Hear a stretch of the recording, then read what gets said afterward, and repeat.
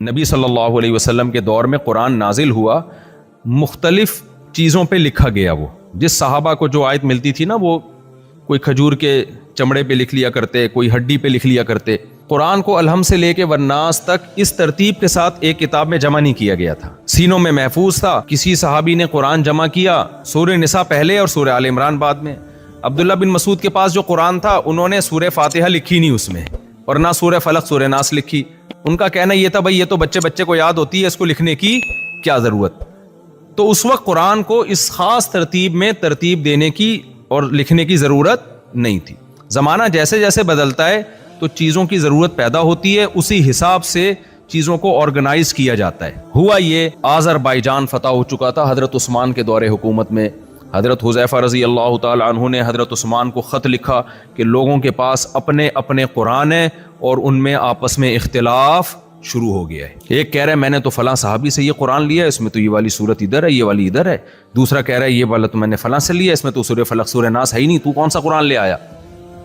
حضرت حذیفہ نے حضرت عثمان کو خط لکھا کہ اگر اس امت کو ایک قرآن پہ، ایک ترتیب پہ، گورنمنٹ کے لیول پہ جمع نہیں کیا گیا تو اس امت میں وہی اختلاف پیدا ہوگا جو یہود و نصارہ میں ہوا ہے. کیا مطلب؟ اور مزید قرآن بھی تحریفیں بھی شروع ہو سکتی ہیں. بعض صحابہ کو اس رائے سے اتفاق نہیں تھا کہ جو کام ہم نے نبی کے دور میں نہیں کیا ہم کیوں کریں بھائی وہ. لیکن جب یہ چیز پھیلتی ہے تو فتنہ پرستوں کو فتنے کا موقع ملتا ہے. تو یہ ضروری ہوتا ہے کہ بھائی ایک کتاب ہو پوری دنیا میں، اسی ترتیب سے چھپے گی، اس میں ذرا سی بھی کسی کو دائیں بائیں بھی آگے پیچھے بھی کوئی صورت کرنے کی اجازت نہیں ہوگی.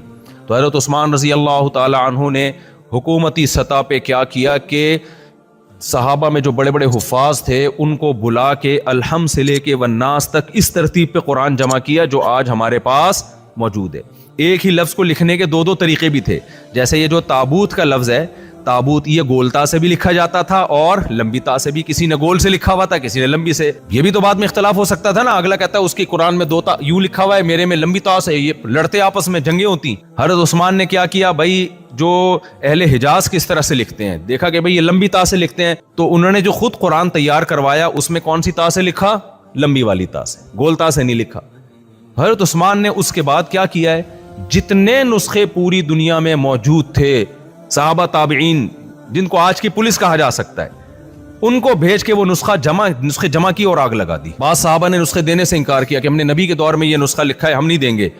حضرت عثمان نے وہاں بھی بھیجا کہ زبردستی لو ان سے، ایک ہی نسخہ ہوگا پوری دنیا میں، وہ شائع کیا جائے گا. حضرت عبداللہ بن مسعود نے وہ نسخہ چھپا لیا، صحیح ہے نا، کوفہ میں، کہ بھائی میں نے نبی کے دور میں لکھا، میں نہیں دوں گا. اب وہاں جب صحابہ گئے، ان کا مقام چونکہ بڑا تھا، ان سے نہیں لے سکے، تو ان کے انتقال کے بعد پھر وہ نسخہ ضائع کیا گیا.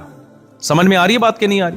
لیکن یہ حضرت عثمان نے ایسا خاندانی کام کیا کہ الحم سے لے کے والناس تک ایک قرآن پہ جمع کر دیا اور سارے نسخوں کا نام و نشان مٹا دیا اور کہا اب جس نے قرآن لکھنا ہے کہاں سے لکھے گا؟